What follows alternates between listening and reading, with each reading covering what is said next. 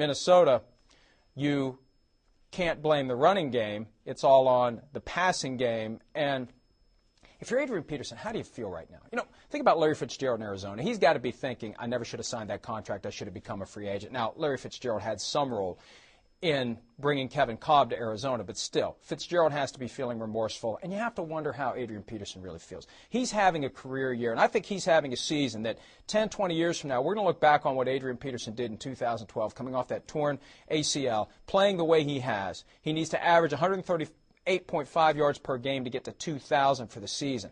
That's going to be a legendary performance, and he's now in the conversation based on what he did this year as one of the best running backs of all time. Now, he's still got to get the yards and finish, top 5, something like that, but how do you reconcile his performance with the rest of the offense, and how do you not have a passing game to complement the best running back in the NFL? This is exactly where the Vikings were in 2008 when they had Tavares Jackson. They couldn't pass even though you had 15 guys in the box on a running play, and Adrian Peterson was still getting his yards. And it was ridiculous on Sunday to think that when the game was still undecided, the Vikings are throwing the ball instead of continuing to pound it to Adrian Peterson.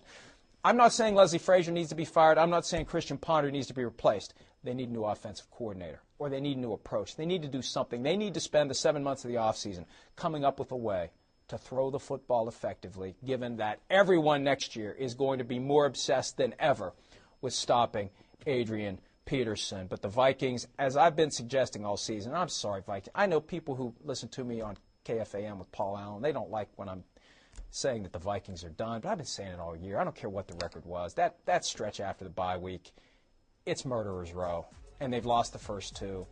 And even if they're not going to run the table. They could maybe beat the Bears this weekend and create some hope at 7-6.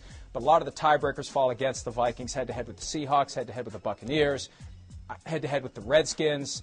I just don't see the Vikings running the table. And 9-7, that would still require a better finish than I think they can do, 3-1. Even that is probably not going to get them in. So it's going to be about thinking toward the future. And look, at 6-6, it's much better than anybody thought they would be after last year's debacle. But they got to do something to improve that offense to complement Adrian Peterson, because sooner or later, just like people are starting to think Larry Fitzgerald's going to want out of Arizona, Adrian Peterson's going to want out of Minnesota if they can't make that offense better, so they need to.